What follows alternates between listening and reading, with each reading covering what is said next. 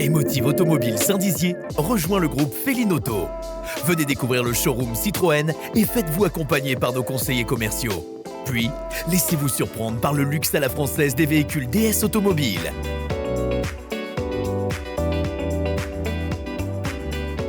Pour tous vos besoins en réparation, un atelier est également à votre disposition. Rendez-vous dans votre concession Emotive Automobile, zone commerciale du Chêne Saint-Amand à Saint-Dizier.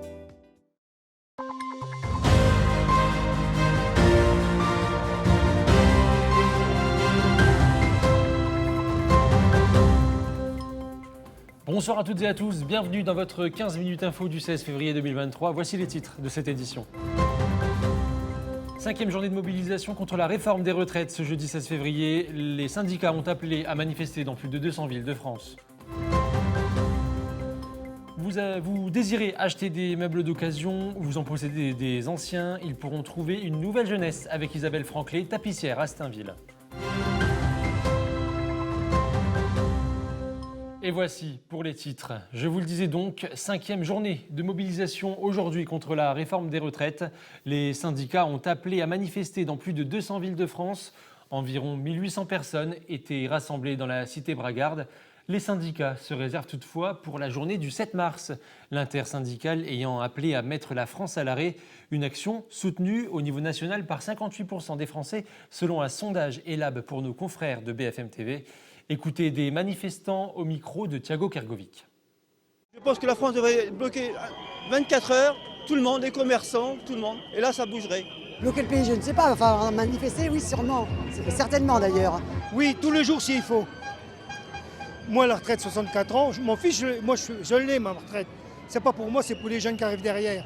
Ce qu'ils font, c'est pas logique. Sur cette réforme à 64 ans, il arrive un moment, il faut peut-être la faire, mais pas de cette manière. Et après, je serai plus partisan de revoir un peu tout ce qui est régimes spéciaux. Alors après, tout le monde ne sera pas d'accord avec moi, mais c'est comme ça.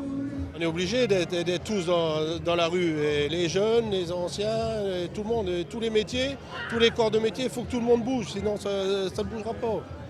Donc il faut continuer comme ça, et vivement le 7 mars. Et notre image du jour nous emmène à Bar-le-Duc à présent, où l'église Notre-Dame a cessé de sonner dans la cité des Ducs. En effet, cette dernière fait actuellement l'objet de travaux de rénovation jusqu'en août 2025. Ils s'inscrivent dans un vaste plan de rénovation validé par le conseil municipal qui ciblera notamment les sculptures, le toit et le clocher du plus vieil édifice religieux de la ville. Je vous le disais en titre, si vous avez des meubles anciens ou que vous désirez en acheter d'occasion, ils pourront trouver une nouvelle jeunesse avec Isabelle Franclet, tapissière à Stainville. Regardez, ce reportage, il est signé Thiago Kergovic. Dans ce petit atelier d'arrière-cour, situé dans le village de Stainville, c'est ici qu'Isabelle, tapissière depuis 20 ans, redonne vie à d'anciens meubles. Les gens viennent avec leur siège, choisissent le tissu et puis ensuite je me charge de la réfection. Isabelle ne s'arrête pas à la demande des clients. Son besoin de créer est vital, en atteste ce mur de photos. Là, au-dessus, c'est pareil, c'est une création. C'était un canapé console. Il a plusieurs positions possibles. Pour réaliser ses créations, elle s'offre un large choix de tissus en faisant appel à des designers français et étrangers. Suivant les maisons, ça peut être 2 jours, mais ça peut être aussi une dizaine de jours, suivant où il se trouve. J'ai un fournisseur espagnol, il faut compter 10 jours pour avoir le tissu. Cette relation avec les designers est un des nombreux aspects du métier de tapissier, un métier qui n'a pas été celui de toute une vie.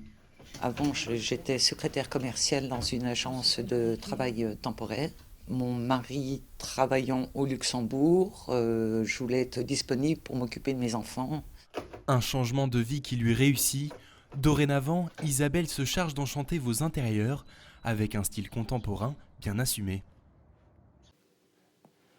Et c'est la fin de cette édition. Mais avant de clôturer ce journal, un petit mot pour vous présenter nos excuses. En effet, hier soir, dans la rubrique Cinéfocus, qui traitait notamment du film Un homme heureux, nous évoquions les acteurs du film et des petites fautes de frappe se sont glissées dans nos fiches.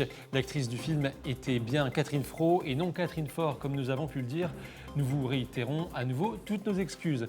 Je le disais donc, c'est la fin de cette édition. Dans un instant, vos prévisions météo. Pour l'information, demain, ce sera à 19h dans votre 15 minutes info. Très belle soirée à tous sur Puissance Télévisions.